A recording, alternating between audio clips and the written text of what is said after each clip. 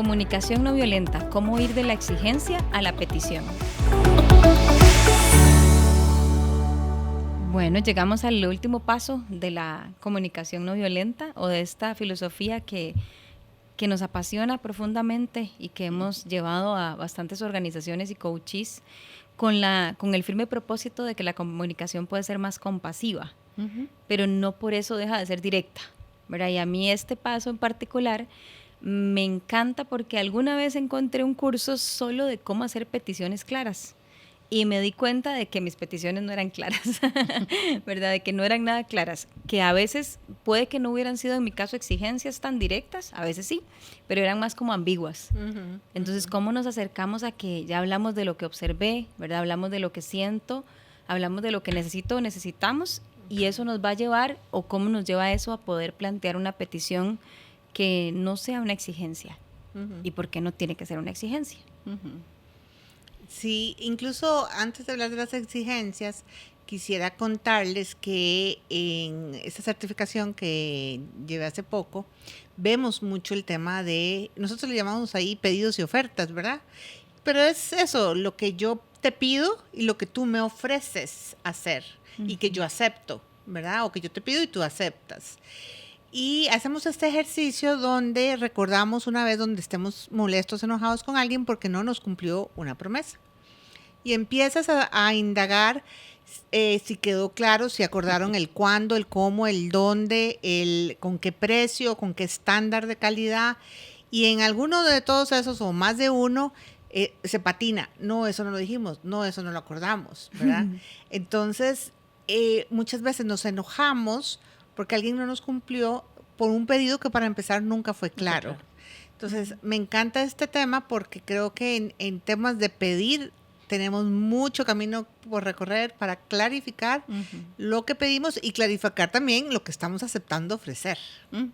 Y que culturalmente creo que es un desafío pedir también, ¿verdad? Totalmente. Porque es como, uno que me he encontrado mucho en las organizaciones es algo cuando, más como en manufactura, ¿verdad? Cuando alguien llega tarde consistentemente. ¿Me ayudas, porfa, llegando temprano? ¿Verdad? Y yo cuestiono un poquito fuerte a los grupos en eso y les digo, ¿me ayudas? ¿Verdad? ¿Qué significa esa petición? ¿Verdad? ¿Realmente es una ayuda? ¿Dónde puede existir ahí una petición más clara? ¿Verdad? Porque no está siendo claro, ni siquiera te ayudo, es una ayuda para vos.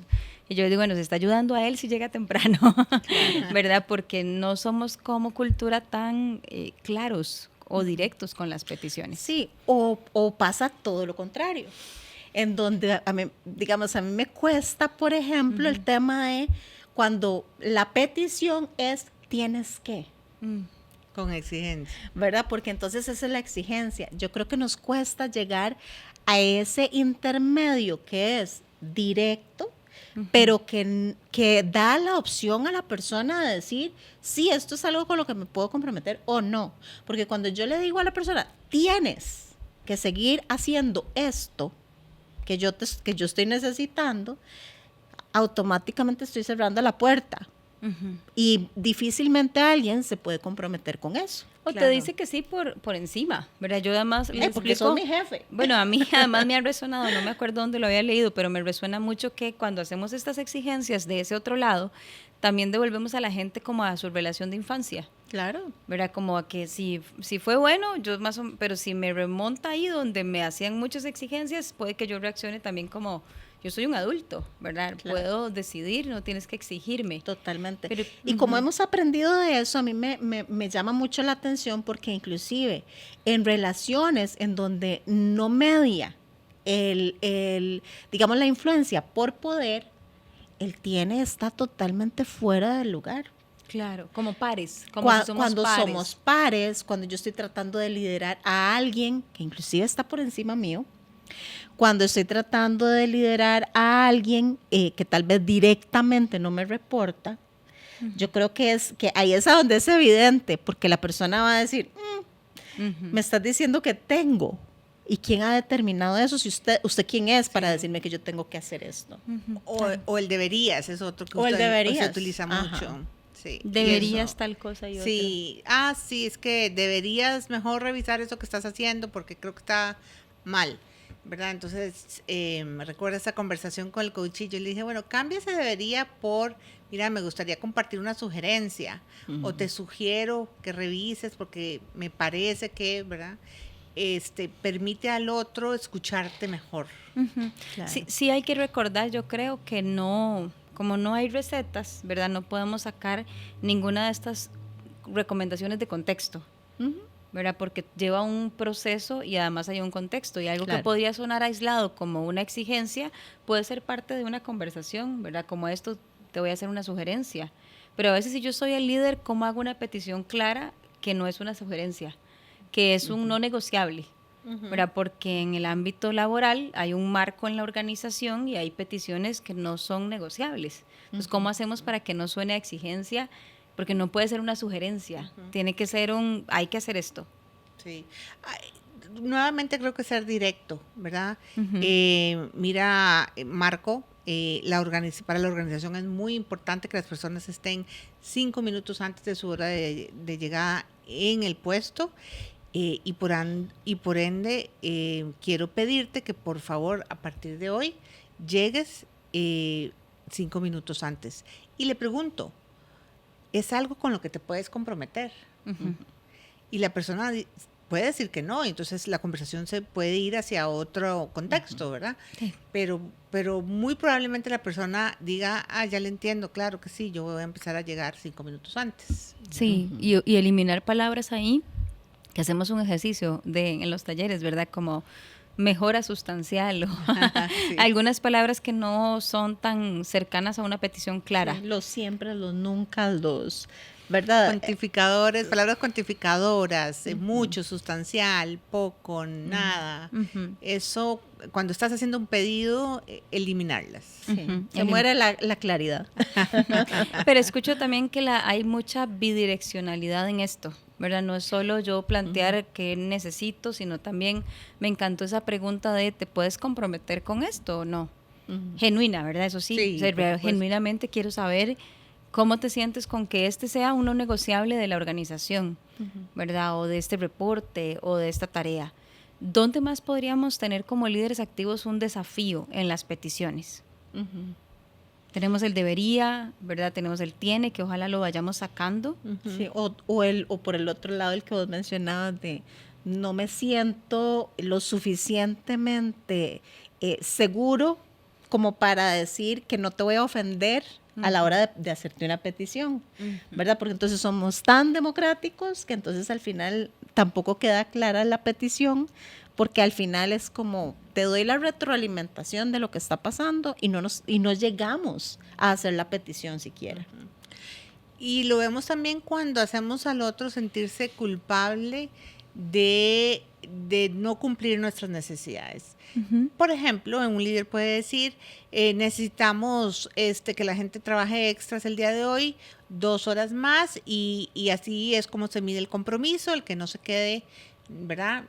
Claramente no está siendo comprometido con la organización. Sí, tiene un juicio además. Entonces hay un enorme. pedido, pero es una exigencia realmente. Sí, y con un poquito de pinta de amenaza.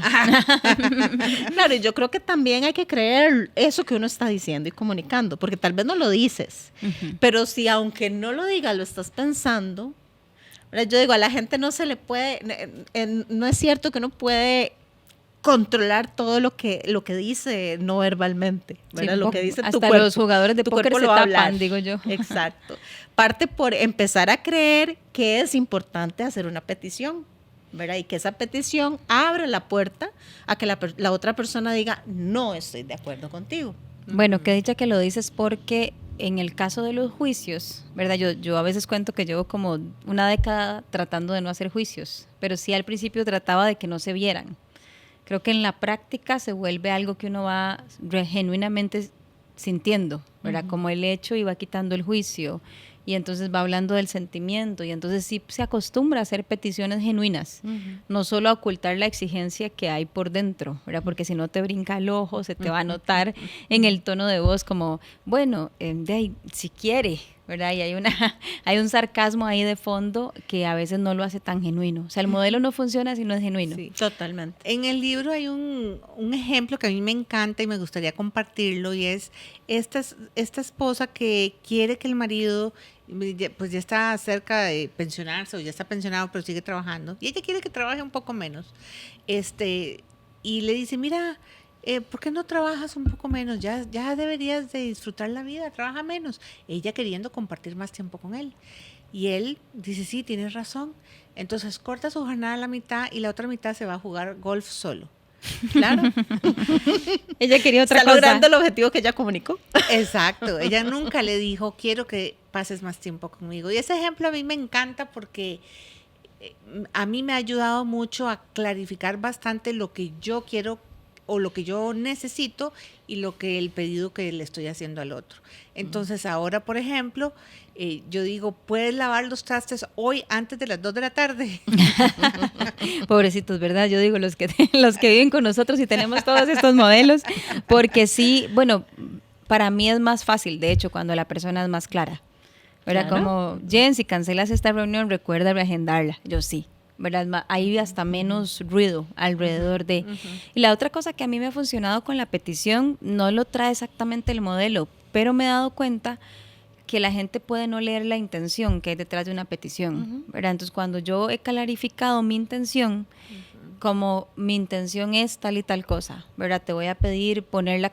Algo tan sencillo que a veces no me da tiempo de usar todos los pasos, ¿verdad? El participante entra, no prende la cámara o alguien de mi equipo y mientras voy entre que he notado que no prende, no me da ese tiempo. Entonces, aclaro la intención. Podrías prender la cámara, si puedes, si no me cuentas si algo está pasando, con la intención de que podamos conectar mejor, como clarificar la intención. Para mí ayuda a que la petición se reciba a veces mejor del otro lado. Ah, sí, me encanta. Sí. En especial porque son desconocidos. Porque esto me habla a mí de, estás haciendo la petición y luego estás clarificando la necesidad. También, es cierto. ¿Verdad? Entonces, también funciona, no necesariamente es que tenemos que seguir el paso 1, 2, 3, 4. No. Podríamos usar el 4 antes del 3 y el resultado puede ser muy parecido. Voy a probarla. Vamos a probar qué pasa ahí. Sí, igual es interesante porque en algún momento leí en el libro que algunas de estas cosas parten de una incomodidad nuestra, ¿verdad? Al decir algo. Y esto me ha servido mucho hablar de la necesidad con los participantes, ¿verdad? No es que a mí me moleste la cámara, es que hay una necesidad, ¿verdad? O que no esté la cámara, una necesidad de comunicación mayor y clarificar la ayuda. Este es el último paso de este modelo. ¿Qué le dejaríamos a los líderes activos para practicar el modelo y las peticiones? Y desde ahí vamos cerrando. Sí, yo creo que cuando vamos a utilizar este modelo, casi siempre necesitamos utilizar esos 4 pasos en conversaciones que van a tener un nivel de profundidad o en algo que es verdaderamente importante para nosotros. Crucial. Entonces, es muy probable que podemos prepararnos para ese tipo de conversación. Así es. Y entonces a mí me funciona muchísimo decirme las cosas. ¿Cómo voy a decir esto? ¿Cómo voy a expresar la necesidad? No. Así no suena necesidad, ¿verdad? Me corrijo a mí misma, porque en eso de practicar yo creo que así es como vamos logrando el gestionar mejor la comunicación. Mucha práctica, escucharse. Prepararse. Yo diría también conectar con tu inteligencia emocional para que seas humilde a la hora de decir y aceptar cuál es la emoción que siento y cuál es la necesidad. Y no, pues dejar que el ego nos nuble en ese sentido. Porque entonces la petición no sale como debe pedir.